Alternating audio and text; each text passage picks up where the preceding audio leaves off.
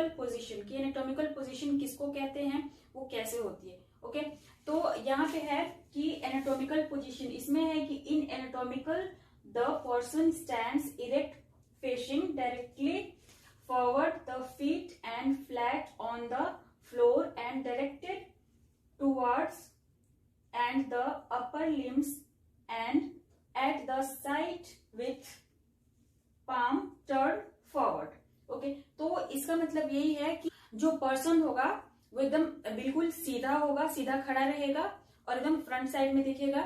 Okay, और floor जो है नीचे का जो जहां पे पैर रखा हुआ है वो फ्लोर एकदम बराबर होना चाहिए और पैर सीधा होगा और जो पाम है वो ऐसे मीन्स ऐसे करके सामने की तरफ ऐसे नीचे रहेगा। ओके, तो जैसे कि आपको अगर समझ में नहीं आ रहा होगा तो यहाँ पे डायग्राम दिख रहा है, ऐसे देख सकते हैं आप यहाँ पे। तो इस तरह से पर्सन को खड़ा करेंगे, वो होता है एनाटॉमिकल पोजीशन। क्योंकि ये हम इसलिए पढ़ रहे हैं एनाटॉमिकल पोजीशन क्योंकि आगे जब हम पढ़ेंगे तो उसमें ये चीज काम आएगा, क्योंकि बीच में जब आ जाएगा कि एनाटॉमिकल पोजीशन तो वो चीज पता नहीं होगा तो समझ में नहीं आएगा।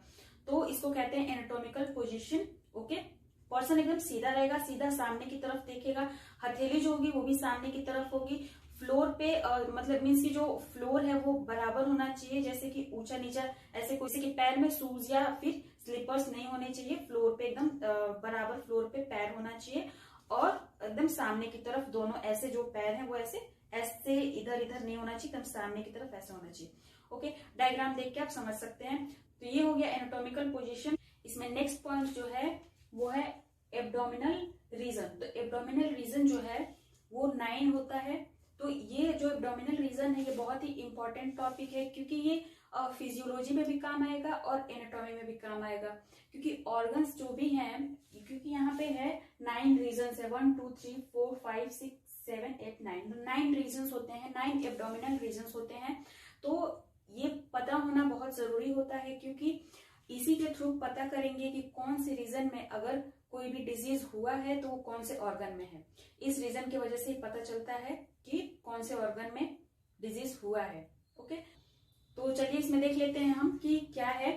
तो यहाँ से आप समझ सकते हैं कि ये नेक बनाया गया है जैसे कि समझने के लिए कि ये एक ह्यूमन एब्डोमिनल रीजन है। यहाँ पे अम्बलाइकल है, यानी कि जब अम्बलाइकल दिख रहा है, यानी कि अम्बलाइकल मीन्स की नाभि, नाभि जब दिख रहा है फ्रंट साइड में, यानी कि ये एब्डोमेन का ये यानी कि ये फ्रंट साइड का व्यू दिखाया जा रहा है, आगे का व्यू। ओके, तो यहाँ पे इसको 9 पार्ट में डिवाइड कर लिया गया है। बॉडी का जो फ्रंट साइड का एरिया है उसको 9 पार्ट में डिवाइड कर लिया गया है, जिसको नाम दिया गया है 9। यहाँ पे 9 तरह के नाम दिए गए हैं इसको, जिसमें कि पहला है RHR, सेकेंड है ER, थर्ड है LHR एंड फोर्थ है RLR, फिफ्थ है अम्बलाइकस यानी कि नाभि के पास का जो एरिया है उसको अम्बलाइकस कहते हैं, एंड 6th पॉइंट है LLR, 7th पॉइंट है RIF, 8th पॉइंट है प्यूबिक हाइपोगैस्ट्रिक, 9th है LIF। तो इसका नाम तो हमने जान लिया, इसका फुल फॉर्म क्या होता है, कैसे हम समझेंगे कि ये जो वर्ड्स हैं इसका मतलब क्या है। तो यहाँ पे 9 नेम्स हैं जिसके ये फुल फॉर्म लिखे हुए हैं यहाँ पे। फर्स्ट है कि RHR यानी कि राइट हाइपोकॉन्ड्रिक रीजन। तो राइट हाइपोकॉन्ड्रिक रीजन ये वाला पोर्शन हो गया राइट हाइपोकॉन्ड्रिक रीजन, जो कि चेस्ट के साइड में है। तो ये है राइट हाइपोकॉन्ड्रिक रीजन, ये इतना एरिया। ओके, बीच वाला पोर्शन देखते हैं ER यानी कि epigastric region. Okay, epigastric region, ये एरिया है ईपीगैस्ट्रिक रीजन का।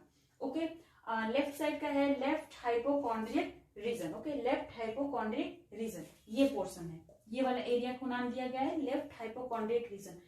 ये एरिया जो है राइट हाइपोकॉन्ड्रिक रीजन के नीचे का जो एरिया है जो उसको दिया गया है नाम राइट लंबर रीजन। ओके, यहाँ पे है 4th point right lumbar region. Okay, उसके बाद आ जाता है अम्बलाइकस, यहाँ पे है 5th पॉइंट अम्बलाइकल रीजन। उसके बाद आ जाता है LLR यानी कि left lumbar region. Okay, left lumbar reason, lumbar region से मीन्स है कि अम्बलाइकस जो होता है, नाभि जो होता है वो कमर के पास होता है। ओके, कमर के एरिया में होता है फ्रंट साइड में। तो लंबर यानी कि जो बैक साइड का पोर्शन होता है वर्टिब्रा का, यानी कि जो रीढ़ की हड्डी का बैक साइड का पोर्शन होता है कमर का, उसको लंबर कहते हैं। ओके, तो इसलिए ये है lumbar region. Okay, left lumbar region, right lumbar region and बीच में है अम्बलाइकस। तो ये फ्रंट साइड का बताया जा रहा है, पेट के साइड का, ना कि बैक साइड का। ओके, नेक्स्ट है यहाँ पे कि RIF। RIF मीन्स की RIF right iliac fossa. Okay, next है इसमें कि प्यूबिक हाइपोगैस्ट्रिक। यहाँ पे देखा एपीगैस्ट्रिक रीजन, जस्ट उसके नीचे है अम्बलाइकस एंड नीचे है उसके हाइपोगैस्ट्रिक रीजन, ये वाला एरिया हो गया। लास्ट है कि LIF, लास्ट इसका LIF यानी कि लेफ्ट इलियर फोसा, इस एरिया को लेफ्ट इलियर फोसा। तो 9 रीजन जो है ये आपको याद होना चाहिए। इसकी वजह से आप बॉडी में, ह्यूमन बॉडी में पता कर सकते हैं कि डिजीज अगर हुआ है तो कौन से रीजन में हुआ है। अगर पेशेंट बताता है कि उसको इस एरिया में पेन हो रहा है तो आप रीजन के हिसाब से आप समझ सकते हैं कि उस रीजन में कौन सा ऑर्गन है। ओके, तो वहां पे प्रॉब्लम हो सकती है, तो ऐसे आप पता कर सकते हैं। तो ये याद होना बहुत जरूरी है। आज के लिए बस इतना ही, मिलते हैं नेक्स्ट वीडियो में नेक्स्ट टॉपिक के साथ। Thank you.